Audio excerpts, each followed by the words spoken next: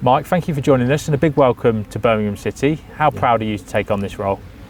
Exceptionally proud, to be honest with you. Obviously I'm well travelled around the Midlands with various different clubs that I've been fortunate to work at, various different roles, but certainly the opportunity to come here and be the head of coaching at a club that I've supported all my life. It's a fantastic achievement and I'm looking forward to getting going. And for you, why was this the right time to join the club, and one that you've alluded to there is very close to you? Well, you've only got to look from the outside in really in terms of where the club's going. Certainly the last sort of 12 months in terms of the new ownership and what they've taken on and where they want to take the football club, certainly in the next 5 years. It's a really exciting place to be really, and an exciting place to want to come and work with the academy and try and produce future players for the first team in the next 5 years. And your appointment, of course, follows a very successful season on the field for the academy. Watching from afar and now coming in, that must really have excited you. Yeah, the 18s and 21s had a fantastic season last year, didn't they, in terms of the success that they had with the 18s winning the league and the 21s getting to the playoff final. Just in terms of the success that's coming through at the moment with that, we've got 8 players at the moment that have gone away with the first team to Austria, so there's a real good group of players that are coming through the academy at the moment at the business end of it. So it's quite exciting times really for the Birmingham City supporters in terms of what's coming through. Absolutely, and your position is head of coaching. Could you sort of explain to us what that entails on the day-to-day? It entails lots of things really. It's managing the staff, it's working with the staff, coaching the staff, supporting the staff, certainly across the coaching network of 9s all the way up to 21s. It's working closely with Liam and Louisa, Mike Rigg. It's ensuring that there's a sort of a pathway for players all the way through, from 9s all the way up to first team. It's working closely with Ben Petty in terms of some of the infrastructure that they're putting up at first team and feeding that down. Working closely with Steve Spooner in terms of the player pathway that's happening across 18s and 21s. And also it's putting in development action plans for the coaching staff, so we've got a succession plan for staff in the future over the next 5 years. So a big part of it is really working with staff, and almost just like the staff work with the players to develop players. Part of my role is to support the staff and ensure that they're getting better to hopefully produce better players.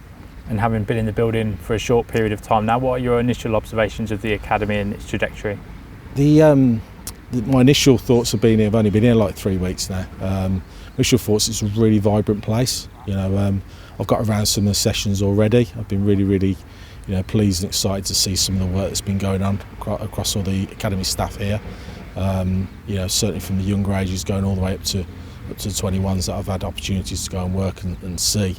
It's a really energising, vibrant place with a lot of good people here that are obviously trying to produce the talent we've got in the building. And of course the club's ambition is to restore and then maintain Category 1 status. It's a hugely exciting project and challenge to be proud of, no doubt. Yeah, I mean, we've got everything in the infrastructure going forward to become a Cat 1 club now. You've only got to look at the work that's going on in the building here, and to try and enhance the training facility. The work that's going into it at the moment is brilliant. This is going to be a fantastic Category 1 training facility moving forward. Before, obviously, with the plans they've got in the future, that's really exciting in terms of what really put them on the world stage in terms of the academy setup. But yeah, trying to get Category 1 status is important to the club. As I say, I've had a lot of experience at a lot of Cat 1 clubs in certain trying to maintain and create Category 1 status programmes, so quite excited about being part of that. And the infrastructure that's constantly changing here at Knighthead Performance Centre, that serves as real inspiration, but also to attract the best young talent from the region and further afield. Yeah, well, I always say it's about the best programmes, the best staff, the best facilities, and then obviously it comes down to the best recruitment in the local area. So I think if you get all those 4 things right, you've got a fantastic chance of creating a brilliant academy, which will produce players and continue to get a reputation, and hopefully one day have a reputation for being one of the biggest clubs in the Midlands. That's what we want to try and achieve. And the academy, of course, and you allude to the word reputation there, has a reputation for developing players equipped for senior football, regularly topping sort of EFL assessment reports, productivity. It must be a great challenge and opportunity to be able to continue that. Well, they've produced one of the best players in the world, haven't they, so far? You know, ultimately we want to try and produce more of those. You know, it's in terms of the productivity that they have topped, you know, over the last sort of 2 years here is brilliant, and we've just got to build on that really. And obviously the infrastructure that are put in place here, you know, and obviously playing in a Cat 1 programme, you know, that helps certainly produce and develop the best players and the best coaches. And just finally, both the under-18s and under-21s in the coming weeks are off to Scotland for pre-season trips. How valuable are those periods away and locked together as a group? Well, I always think tours and tournaments are fantastic, you know, for all the age groups all the way through the academy. But obviously the opportunity to go pre-season to Scotland, it's going to give them opportunities for the staff to get around the players.